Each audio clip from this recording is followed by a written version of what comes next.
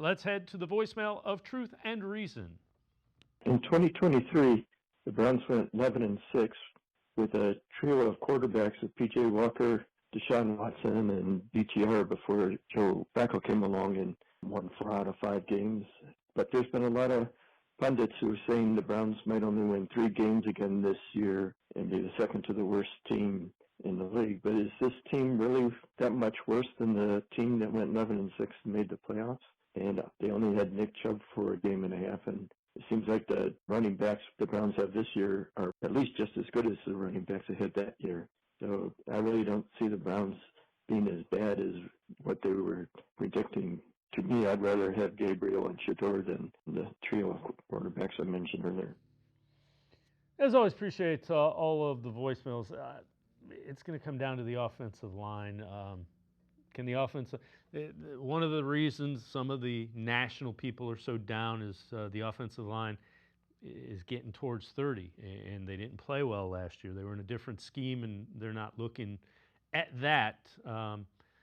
People that are saying, the Browns aren't going to win many games, looking at the offensive line, looking at the skill positions, and they're saying there's not much there. There's a lot of young guys that would have to come through. The defensive line, though, has been dominant. And if you have a defensive line that is dominant and you win on the line of scrimmage, you have a chance to be pretty good. Let's welcome in Spencer German from 92.3 The Fan and the Locked On Browns podcast. Spencer, appreciate you hustling in from practice in Berea and joining us. The question that the voicemailer had was relative to, is this team really that much worse than the one that went, to the playoffs a couple of years ago?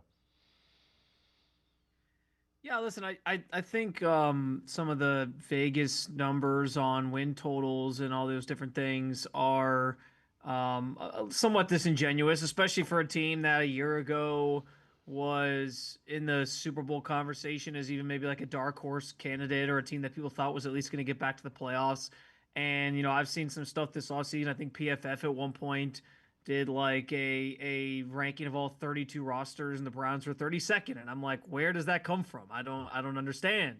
I think this team has more talent than other. I'm not saying it's a lot of teams, but I think there's at least a handful of teams that they have a better roster than. So I think it's easy when you were 3-14 last year and things looked as bad as they did for people to just kind of pile on and say that, that the Browns are going to be awful and they don't have a chance and they're completely out of it. Now, I'm not going out and saying they're going to be a playoff team. I think they have a lot of work to do in that regard. I think there's still a lot of flaws on this team. I think it's pretty obvious that they need to get younger in some areas and try to rebuild. But, I've been pretty steady in believing that if with how bad the offense was a year ago, if they're competent on offense, and I think that's what Joe Flacco being named the starter that he was this week, I think that's what him as the quarterback brings you is competence. Then why can't they win even 3, maybe a few more games than that than they did a season ago? So listen, I'm not going to sit here and again predict the playoffs for this team. I'm not going to go that far, but if they are more competitive this year, if they surprise people early, maybe they get off to a hot start, and some of these teams that early on, like the Bengals and even the Ravens last year started 0-2, maybe some of these teams get off to slow starts. Maybe they steal a couple of those games during that opening stretch that everyone's worried about.